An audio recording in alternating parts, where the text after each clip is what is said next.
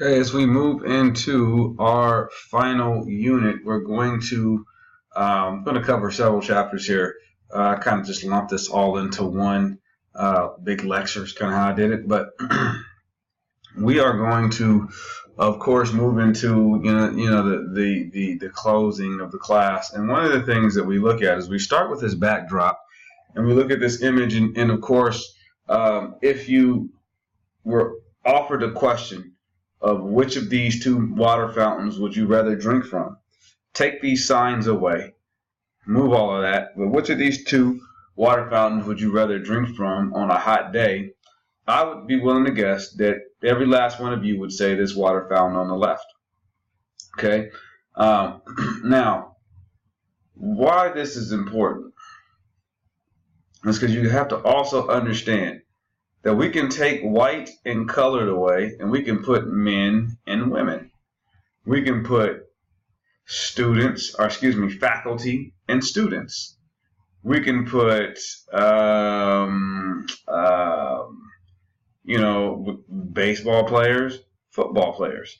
You could put anything here, and it takes away from the white-black thing, and then you begin to look at this, and you say, well, whoa. How come the faculty can drink here, but the students can't? How come men can drink here, but the women can't? And you immediately begin to recognize that there's some massive discrimination happening. But what you should also be recognizing is the reasons why you would choose this one over this one. And most of you would say is aesthetically, this one over here to the left looks a lot better than that one does. And this one looks like it might be cold. That one doesn't. This one looks a lot cleaner than that one. This one looks like the water that it's getting may be coming from what's draining out of this one. Okay? A lot of things that you'll say when you begin to look at this. And so what you have to also recognize is outside of just brute discrimination, you also have to recognize that there is a psychological complex being built here, in which doesn't matter what these terms say, the people on the left will develop a superiority complex over the people to the right. And the people on the right will seem to look at this water fountain and say, I can't drink there, and they might not see as much value on themselves because of it. So it's really important that you understand that more than just racism and discrimination, it creates psychological concepts that are extremely difficult for some people to overcome. Okay, so this is more than racism.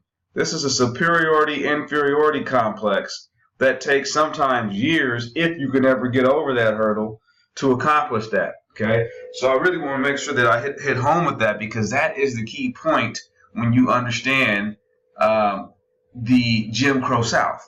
Okay, now here's a sign found in El Paso, Texas. Now look at this. This is in 1929. Look, this is at a store. No dogs, no Negroes, no Mexicans.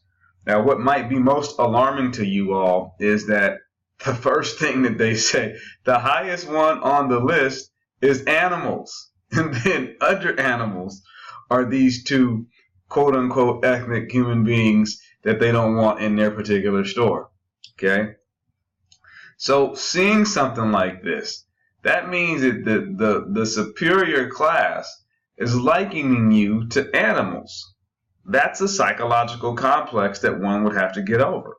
Okay, so it's important to understand that. Now, you're looking at a very famous image, and this is an image known as the doll test, which is going to break the Brown versus the Board of Education court case. Okay, now, I'm going to break this down before I pull up the data.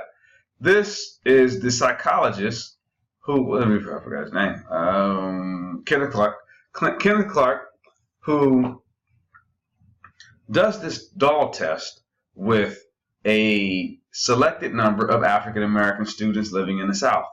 And basically what they did is they had a white doll and a black doll. And they asked the student these very basic questions looking for an answer from the student. So one of the questions would be, which doll is the pretty doll? And 80% of the African American children picked up the white doll. Which doll is the smart doll? 80% of the children picked up the white doll. They asked us several questions along the same lines.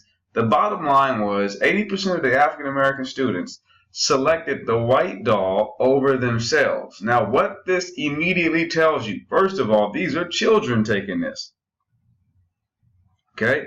And children are some of the most honest beings that I've ever met in my life. Okay? Now, what this tells you then is there is a inferiority psychological complex literally being woven into the fabric of these young African American children, in which they feel at 80% of the time that it's better to be white than themselves. Now, what does this mean? This means then these individuals look at themselves and they have some form of self-hate. These individuals look at themselves and they don't see themselves as equal to a white person. That means then there's a psychological defect, if you will. That's problematic. Okay? And so one of the things that the judges will use to change the educational system in the United States of America is when looking at this fact, they will say, okay, we got to do something about this because this is not good. This shows that there's some true blue psychological issues and we need to change this. So let's talk about Brown versus Board of Education. So the NAACP decided that they wanted to take down Plessy versus Ferguson's 1896 court case that established separate but equal. Separate but equal, meaning the societies based on race could be separated so long as the facilities in each of those environments were equal. Okay, now we all know that the facilities in the African American environment are not going to be nearly close to equal as those in the white environment in the Jim Crow South. We all know this, okay, so we don't have to play that game. So essentially, they utilize this this court case to essentially attack separate but equal. Okay, so what they were able to do was use this doll test by their lead lawyer, which was Thurgood Marshall. And the reason why Thurgood Marshall is so extremely important, one, he's an African American lawyer who graduated from Howard University, which is a HBCU, which stands for Historical Black College and University. And over time, he will become the first African American Supreme Court justice in this country. Okay, so he's very important for a myriad of reasons. There's a lot of things that he offered and brought to the table in American history. Okay, so the outcome will be this. Okay, the Supreme Court will look at this, weigh all the information, and they'll look at this doll test and they'll recognize that something's wrong, and they feel that they need to change something. Okay, so what they say is segregation is actually not good, that it's breeding inferiority complexes, and that we are going to desegregate society. So that means at the public school level, for the first time in this nation's history, mandated, we should state, African American children can go to school with white children. They don't need to be segregated or separated anymore. Okay? Now, they left one small gray area in there. They said that this transition to desegregation must be completed with deliberate speed. Now, there, my friends, is the key word, deliberate. What in the heck does deliberate speed mean? Okay, if I ask 20 people what is deliberate speed, you get 20 different answers, guaranteed, 20 different answers. Because deliberate speed to one person means immediately right now. Deliberate speed to another person means, well, I'll get to it when I get to it. So what you begin to quickly see, learn, and notice is that by putting in this concept of deliberate speed, they literally were leaving it gray so that the states and the districts could figure out a plan on how they were going to adhere to the law, yet set a new precedent. Okay, so deliberate speed meant, get to it when you do. Well, by the government standard, that's immediately. But by the state standards, that might be 4 or 5 years from now. Okay, so this is what the major change will be, is they will, of course, desegregate schools at deliberate speed, right? So there's always some kind of gray area loophole caveat, just like we talked about the 13th Amendment earlier in the semester. Now, although it abolishes slavery, it still exists if you are guilty of a crime. So it's the same concept, okay? Now, let's talk about how individuals respond, okay? When we desegregate in 54, you immediately see a strong response by Southern whites to resist all of these changes. None better than the example of what you see here, which normally we would watch this documentary in class, but time didn't permit this particular semester. Other semesters, this what I said might not even matter. But this is the lynching of Emmett Till. And Emmett Till in 1955 was lynched in Mississippi because he whistled at a white woman. Now, he didn't steal, he didn't rape, he didn't touch. He whistled at a white woman. And for that, this 14-year-old boy, mind you, he was only 14 years old, was kidnapped from his home, brutally beaten. I mean, brutally beaten, had his tongue cut off, had his testicles, his private area cut off. They took an axe right down the middle of his head, you can't tell because of this image here, and split his skull. You name it, they did it to him. Okay? And all of this predicated off of him whistling at a white woman. Okay? So what you begin to see is there were some Southern whites that were not okay with this new desegregation policy. Okay? So what are some of the ways that they, of course, responded? Well, we just talked about terroristic campaigns, violence. Okay? The other thing that they would do is they would make groups like the NAACP illegal in the South. Okay, so here it is. The NAACP is a volunteer group who passionately advocates for rights of African Americans, and here they are making that organization illegal in certain states. Okay, so this is going to be kind of the main thread as we move forward. It's going to be Southern whites violently resisting to the change that must be. If you've ever read the American Constitution, if you've ever read the Constitution, you have to recognize that all these things that they're doing it's not going to work, because essentially the Constitution is not being upheld by the system. The moment the system begins to uphold the Constitution, things are going to dramatically change. Okay. All right. So let's talk about new forms of segregation. Okay, so this is where that deliberate speed comes back in. One of the things that they did in order to create or implement new forms of segregation is they began to build what you call Levittowns. Now, you may have never heard of a Levittown, so that makes sense to you, but a Levittown is nothing more than a suburban, right? A suburbia neighborhood built on the outskirts of the city. So you got to recognize that at one point in time, everybody lived, majority of the bulk of the money lived in the city. Okay, as people, as the country develops, as the highway system and the automobile develops, people begin to move further out of the city. The ending of the Brown versus Board of Education school case is going to actually accelerate the rate in which they begin to build these suburban towns. Okay, now you got to ask yourself, why are they building these suburban towns 30, 45 minutes outside of the city? Well, think clearly now.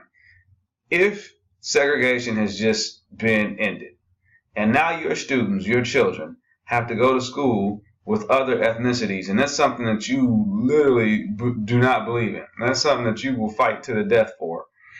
What they begin to do is build these suburban towns 45 minutes outside of the city, because once they have a big enough population, what else do they need? Well, do you want to send your kids all the way in town for school? Or does it make more sense to just build a new school out there? Okay, it makes probably more sense to build a new school and build new shopping centers and do all those things that you've seen develop in your own community. If you live here in the Central Valley, you've seen that in Stockton, you've seen that in Modesto, you've seen that in Manteca. It's happening everywhere. Okay, so essentially, they basically deal with deliberate speed by moving out. Okay, it's known as white flight, by literally moving out. Now, you can't just move out because, of course, if you can move out, so can anybody else. So they have to take this a step further. And the step further was to create regulations that basically said do not rent or do not sell to certain people. Okay? So who would those certain people be? Well, of course, African Americans in the South, Mexican Americans in the Southwest, and depending on the location, Japanese and Chinese Americans in the West Coast. Okay, so this is who they're going to essentially exclude. But they do this in several ways. Okay, the FHA loan, Federal Housing Authority, keyword federal, attempted to exclude African Americans from receiving loans. Okay, so 98% of FHA loans and veteran loans went solely to white people. Now that's crazy when you consider how many eligible African Americans and African American veterans existed. So where you would only allow 2% to go. So again, when I say that racism and discrimination is institutionalized, these are the type of things that I'm talking about. Because who's running this apparatus? Answer, federal government. How can the federal government run this apparatus and allow themselves to openly discriminate in regards to not giving loans to certain people? Okay, this is important to notate and important to understand. It's extremely important to understand. Okay, now naturally there's going to be a few people of color that are going to find a way into these new suburban areas. And so one example of this will be Bill and Daisy Myers, who Bill Myers was an African American war veteran, and he fought for his country. He put his life on the line for his country and believed that there's nowhere in this country where he should not be able to live based on something as silly as the color of his skin. Okay, and because of that, he was able to get a loan and purchase one of those homes in those new suburban areas. And this backdrop, although it's solarized, this is his home, and this is what he came home to on a daily basis, which was groups of white people always standing outside of his home, shouting obscenities, vandalizing his house, threatening his life, threatening his wife's life, and threatening his child's life. Now, imagine this. You coming home every day, and you got a group of people standing on your porch or standing on your yard, threatening you simply because of the color of your skin. You've done nothing wrong. You committed not one crime, and this is how individuals are treating you. Okay? So we need to understand that this is some stuff that really happened. Okay. Now they also will begin to practice what you be called this is a later trend, urban renewal, better known as gentrification. This is something that most of my students can relate to now because it's actually happening now. So in the 50s, 60s, 70s, it was white flight. It was people running out of the city because they didn't want to be around all the minorities and they didn't want their kids to go to school with them. In the 90s to 2000s, it actually was reversed. Here's what's going on. Just like if you live here in the Valley, whenever you want to do something that's really cultured and fun, you generally have to go to the city, either Oakland or San Francisco, which generally takes you an hour to an hour and a half, depending on traffic, okay, which has gotten progressively worse over the years. And essentially, you're going to be out there all night or all day, depending on what you're doing, and it's easier to just stay out there. Of course, it's more convenient to be at home, but because of the ride, you just stay and hang out, okay? Now, what happens is, over time, you get sick of doing that. So what if we can retake the city and we can actually live amongst all the action. Okay, so what they begin to do is these urban renewal or gentrification processes in which they go into some very low income housing areas. For example, if you go into Oakland, West Oakland used to be very low income. Okay, so they take everybody out and they say, hey, listen, we're going to fix these up. These things need to be remodeled. They're old. They need to be fixed up. So we're going to fix these up. And then you have first dibs on moving back in because you already lived here. The only problem is when they reopen it, the rent usually is double, which means the people who used to live there can no longer afford to live there. Okay? So, okay, well, now who's going to move in here? Well, all of that Silicon Valley money and all of that city money will love to live in West Oakland and just jump on BART and go under the bridge and arrive to work and be in safe environments. So literally, you've noticed in the valley, now I'm talking Stockton, Tracy, Manteca, Modesto, Merced, there's been an influx of people who've moved here from the Bay Area. Those are the people who are being gentrified out, meaning gentrification is not about race. It's about money. See, they don't care if you can afford to live there. We want you there. But we want the riffraff. We want those who cannot afford to be here. So racism, although still exists, as you can tell, just the other day, Starbucks arrested 2 African-American patrons that were literally in their store just waiting on somebody and had purchased product. And they arrested them because they thought they were just loitering for the most part. Okay, so let's not act like racism is something that's just dead, but we need to understand that the new racism or the new forms of discrimination are all economic based now. It's about money. It's a money game. It's who can afford to play. We only want those who can afford to play, and the rest of them, send them anywhere but here, because I'm tired of driving from the city to my home 45 minutes to an hour away when I can just move back to the city because I can afford to do so. The only reason why I don't live in the city is because I'm fearful of how dangerous it is. But if you can get the riffraff out, if you can get the low economic people out, which is usually highest population of crime or highest percentage of crime happen in low economic communities, then all of a sudden you can change the environment and ambiance. So now you can go to West Oakland, which used to be a predominantly black, pretty much all black neighborhood, and now you'll see that is getting cleansed out like nobody's business. Okay, so this is gentrification at its finest. Okay, so I want to make sure you understand that that's something that hasn't even stopped. It's still going on. Okay, all right, now let's transition. So 54, Brown versus Board of Education. 55, Emmett Till. The next, actually the same year, here we go with this young lady right here, Rosa Parks, okay? And this is one person I usually don't have to spend a lot of time lecturing about because this is one of the 3 people that most of you students know when you get to this class that you learn in your K-12 system. Okay, so what did she do? Naturally, she essentially decided that she wasn't going to give up her seat because you got to understand there was a seating protocol, what we call Southern etiquette in Jim Crow South. People of color sat in the back of the bus while white people sat in the front. Well, and if there were no seats for a white person who got on the bus, then a black person was thought to have to give up their seat so that white person can sit down. Well, Rosa Parks decided, I am not getting up.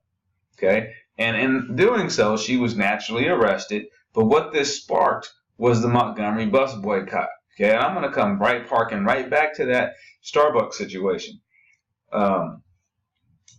That action has caused thousands, if not millions, of people across the nation to begin to protest Starbucks. Okay, these are the type of things that happen that when people are mistreated. So what this sparks is the Montgomery bus boycott, which would last for 381 days. Okay, so over a year. And what these African Americans begin to do is they said, we're not going to ride the bus no more. Now, you got to understand something. So you got to always think like a businessman. 85% of the busing system's clientele in Alabama was African American. So wait a minute. If all African Americans said we tired of being mistreated, we not riding the bus no more, and we are 85% of their business, what happens to that business? Well, naturally, it fails because no business can win off of 15% income. No, you are losing. Okay, so essentially, what you begin to see is African Americans found a way to economically hit certain industries, not all industries, but certain industries. Okay, and the busing, the public transit system was one that they can hit because by choosing not to ride, the buses essentially they lost money and had to fire people and had to lay people off. Now, do you think a bus wants to deal with separate but equal? Not at all. Because think about this. Let's think business-wise again. If you are a bus company and you wanted to practice separate but equal, it means you have to have two buses running the same routes because one bus is for whites, the other bus is for African Americans. So they cut that off by saying, okay, African Americans sit in the back, white people sit in front. Once African Americans stopped riding the bus, they had a massive problem on their hand. Okay, and they quickly recognized that, and that boycott, as we stated, lasted 381 days. The buses folded because they were either going to lose their business all in all, or they were going to have to acquiesce to the boycott. Okay, now what this also does is it opens the opportunity for the introduction of a very prolific civil rights leader by the name of Martin Luther King Jr., who the anniversary of his assassination just passed us here. It's in April, first week of April. So this opens the door for, of course, this man right here, Martin Luther King Jr., okay? And this is just an image showing that, of course, all that hard work paid off because look where they're sitting. They're surely not sitting in the back of the bus, okay? Now, what this introduces is this new, very dynamic group known as Southern Christian Leadership Council, okay? And as it states, it's a civil rights organization founded by Martin Luther King Jr. that used black churches to devise a new, here's the key term right here, nonviolent strategy of direct action. So what they were saying is, hey, we're going to fight this system, but we're going to fight it without using violence. We don't want any violence utilized to make this come to be, okay? And we're going to turn their malices, their bad treatment towards us into sentiment, because when people see how they treat us and we're not being nonviolent, then, of course, we were going to get the emotional win as well. So it's important to understand what the game plan was. This is a very dynamic leader that most people do not know about, who, of course, is extremely important. His name is Stokely Carmichael, okay? Stokely Carmichael is going to be one of the student organizers, and he's going to be a part of an organization known as SNCC, Student Nonviolent Coordinating Committee, okay? So again, what's the key? Nonviolent, okay? And this is going to be an organization that runs through several campuses throughout the nation. One of the things you need to clearly understand about social change and movements in the United States, they always come from the youth, okay? It's the youth who fight the system and who buck. If you look at the civil rights movement, this is a youth movement in which college students are all actively sitting in. Even I'm talking about elementary students to high school students walked out of class and actually protested. Okay, so the major movements happen. They always come from the youth. You look at music. Who drives music? The style and forms. The youth, right? Whatever's cool amongst the youth becomes major pop culture. So you need to understand that. We can use another example. What was the reason why Obama was elected? Well, the youth. He was able to inspire a portion of the community or population that was really non-active in voting, but had massive numbers. So again, whenever you see massive paradigm shifts and changes in the country, it usually comes from the youth, right? Which is why this Trump thing is something different, because no one's really ever seen anything like this, and now the whole country is on pins and needles because we never know what he's going to do or say or tweet, and it's just crazy, okay? All right, speaking of sit-ins, okay?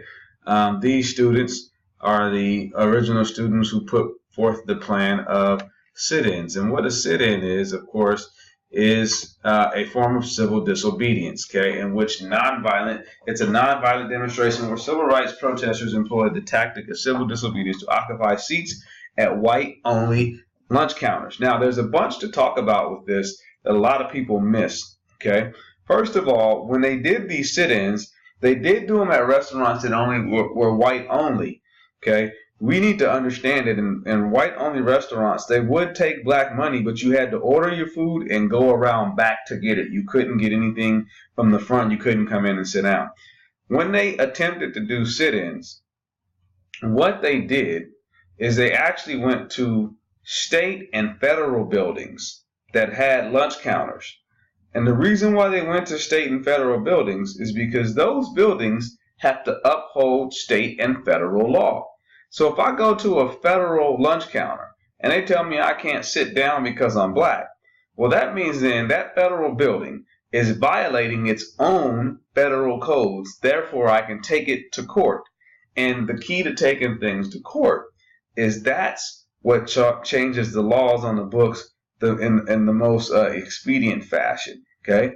Because anything the Supreme Court decides on becomes law. Now, this is an image of course, sit-ins, and you can see they are brutalizing these students. They're pouring out soda on them, ketchup, mustard, hot coffee, putting their cigarettes out on their faces, beating them up. All of these things happen to these students who participated in sit-ins.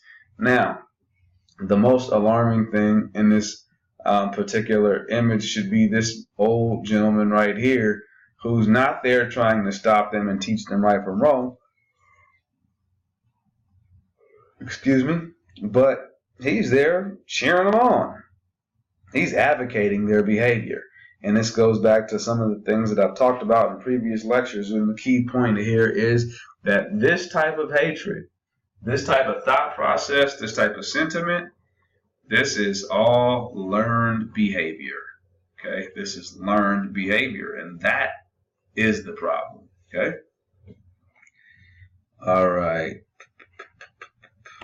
Okay, we talked about this. Okay, so let's move forward. So let's talk about some of these different individuals who were active in the civil rights movement. Some of you may immediately recognize this individual, but some of you may not. This would be Malcolm X. Okay, and Malcolm X, of course, was a person who subscribed to the thinking of Islam. He was part of what you would call the Nation of Islam, and he was an extremely large advocate for civil rights, but not for desegregation. You got to understand, the Nation of Islam, they wanted separatism. They did not want to integrate, but they wanted their rights to be acknowledged. Okay, so let's talk about this. Okay, so one of the things that grows, there's going to be growth in several factions. There's going to be growth in the black community in political factions like the Southern Christian Leadership Council, like SNCC, and there's going to be several others.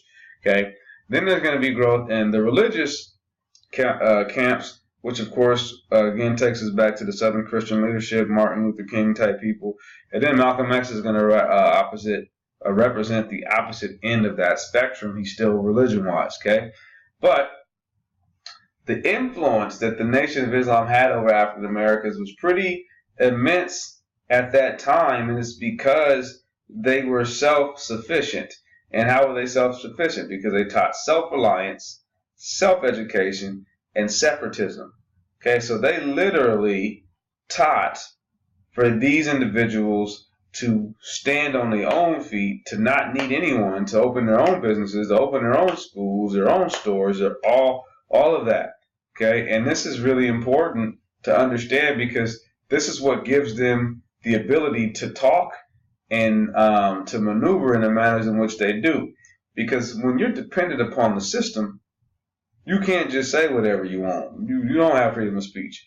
But when these individuals are self-reliant, you can say whatever you want about anything, anytime, because you're not depending upon anybody other than yourself for your own sustenance. Okay.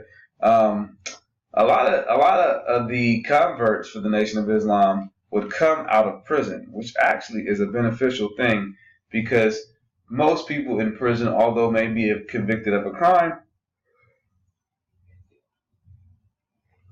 excuse me, although they may be convicted of a crime, they're usually pretty tough individuals and sometimes very stand-up individuals. Okay, these are the type of people you need out in the streets when you're out here doing battle with the forces that may be. Okay, so they heavily influenced inmates that were in prison. One inmate and one example of this would be actual Malcolm X. Malcolm X essentially converted to the Nation of Islam while in prison. And of course, for those of you who don't know, many of the African American Muslims, when they go through their conversion, they take their last name away and they just put X until they earn a new last name. And the reason why they put an X over their last name is because they believe that the last name that they were holding was what they call their slave name, meaning all of the owners who brought Africans over as slaves, they gave them their last name. So that means then many of the names that these African Americans have, if you are a descendant from the slave trading industry, those are the names of the very people who owned you.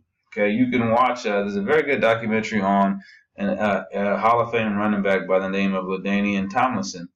And they talk about, in that documentary, how his his family, people within his family were descendants of slaves, and they go to the actual plantation in which their name comes from, which is still called the Tomlinson Plantation. So it's interesting when you see that. So Muslims say, hey man, I'm not going to walk around here with a slave name. I'm going to X that out, and we're going to get a name that's of more meaning to me. Okay, so that's why that's important. One of the other things you need to understand about Muslims is they have pretty strict lifestyles in regards to their diet and their social practices. So they don't eat pork, for one. Two, they don't drink, they don't gamble, they don't smoke. They don't use any of those illicit things or utilize things that will take from them. It's all about gain. It's all about being on top of yourself and being disciplined and family oriented, respectful, educated, all those type of things. Okay, so that's important to understand. This is just a very famous image, of course, again, of Malcolm X, and some of you, most of you, should know who this is. This is the great Cassius Clay, who converted to the Nation of Islam and changed his name to Muhammad Ali. Okay, so there's just some more history for you. All right, here we go. Dealing with deliberate speed. So what we're getting ready to deal with is the showdown between the federal government and state governments who are not moving fast enough for this change that's supposed to happen. Okay, now here's what's going on. It's very simple. In Arkansas, the president decides that he's going to force Governor Favis's hand and say, hey, you need to desegregate your schools. Okay, this is at Central High School in Little Rock, Arkansas. The problem was the governor was up for re-election, and if he desegregates the schools, you know he's not getting voted in. He will, however, get voted in if he fights the system. And so he bucks the system, and he basically puts the National Guard to prevent 9 African American students from entering what used to be known as the white school. Okay, so this becomes a national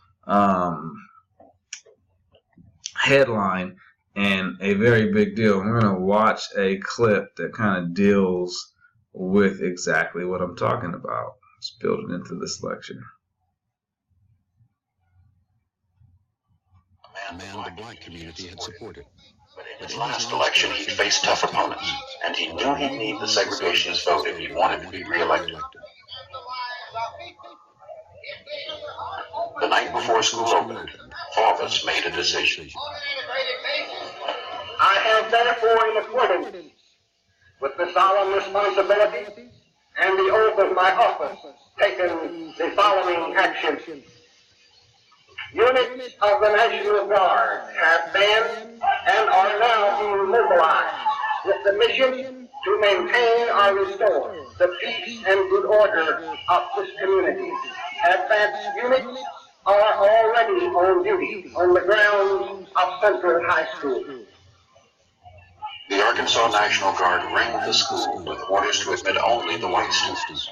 It shocked the country. State troops were now being used to prevent enforcement of federal law. At the center of the crisis were these 9 teenagers, selected by the school board because of their excellent grades. The first day, 8 of the 9 went to school together, accompanied by their parents and ministers. They expected some harassment, but no real trouble.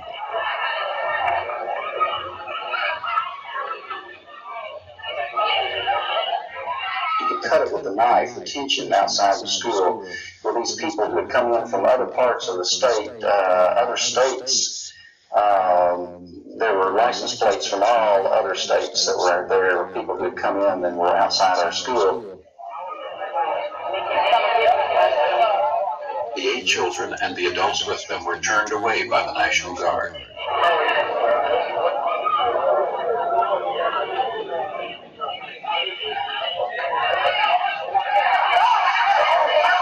Ninth student Elizabeth Eckford had missed the call to gather with the others before school. Elizabeth Eckford walked alone and met a mob.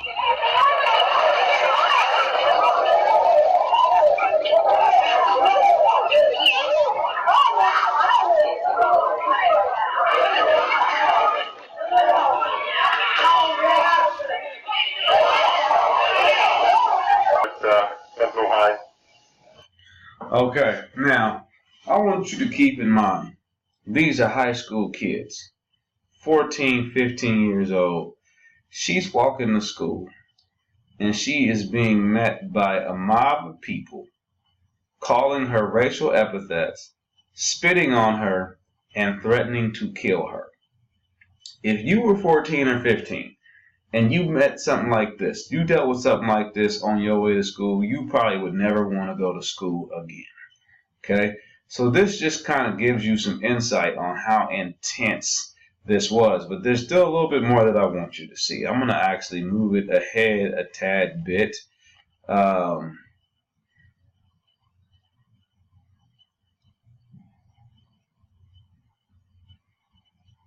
Okay, where I want it, right?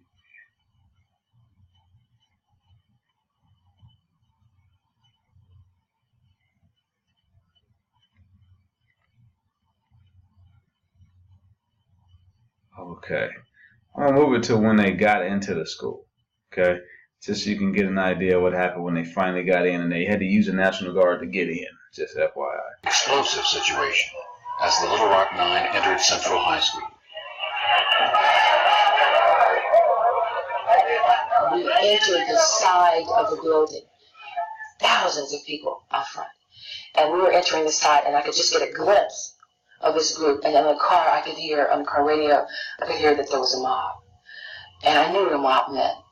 And I knew that the sounds that came from the crowd were very angry. So we entered the side of the building very, very fast. We just got a report here on this end that the students are in.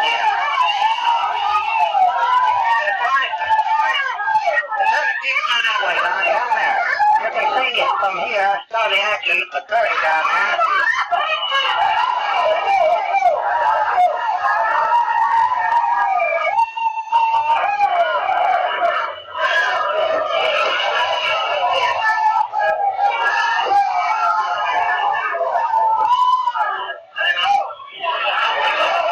The 3 of us represented the black press. That was all, and we were on the mall in front of the school, and the word got to the crowd outside that the niggas are in the school. Then they said to us, you come out here as a decoy, and that other people slipping into the side of this room. So I said, hell no, like that, just leave. The crowd turned on Hicks and on his companions, Moses Newsom and Alex Wilson. Somebody had a brick in his hand, and instead of throwing the brick, because he was too close, he hit Alex Wilson up beside his head with this brick.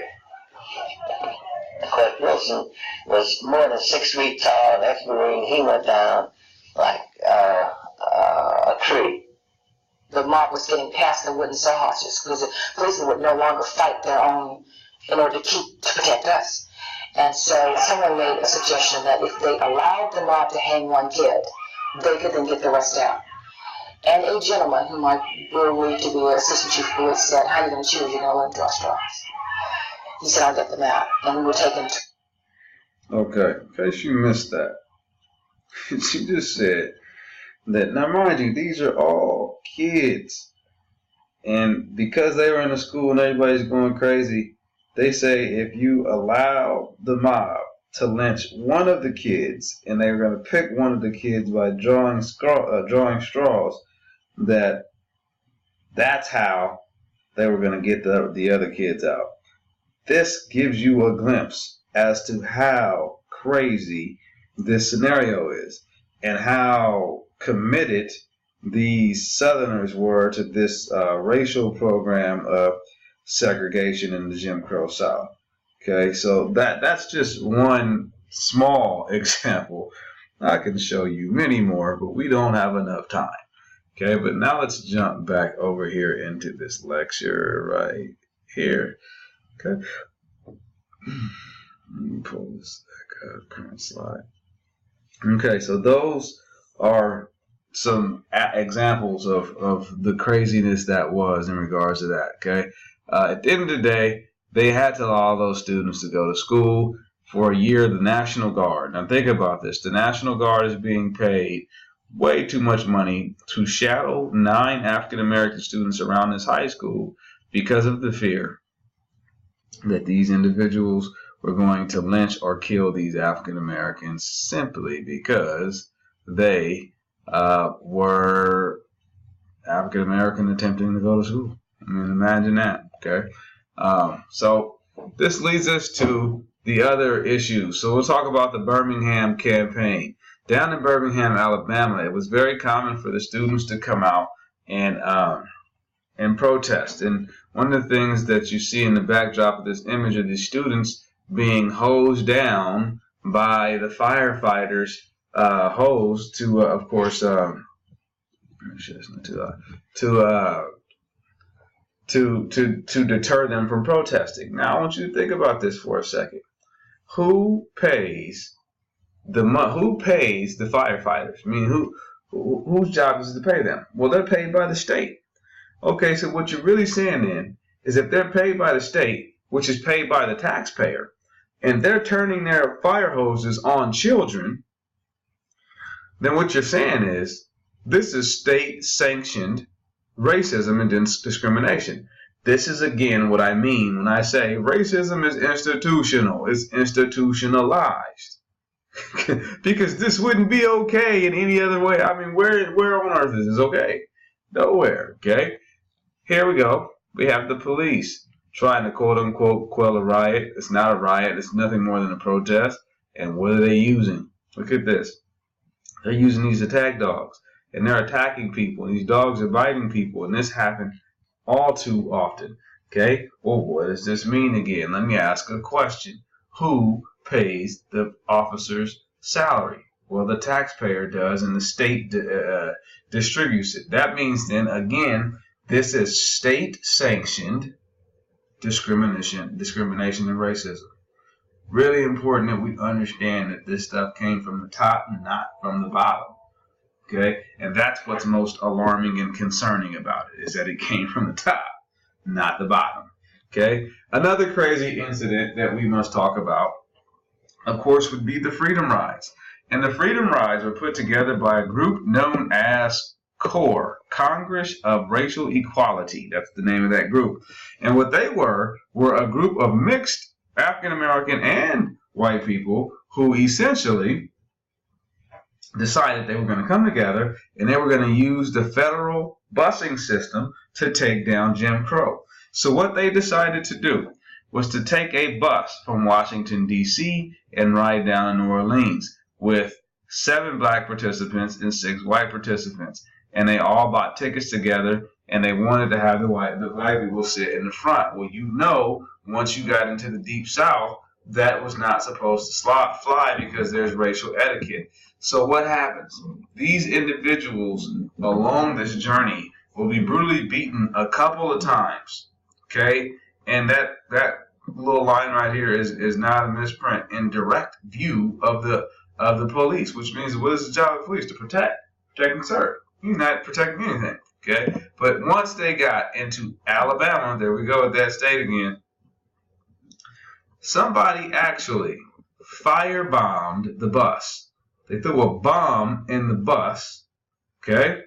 And as these people were running out of the bus, they began to beat them, shoot at them, attempt to kill them because of course, what they were actively trying to do, okay? So this is, again, another very ugly instance with this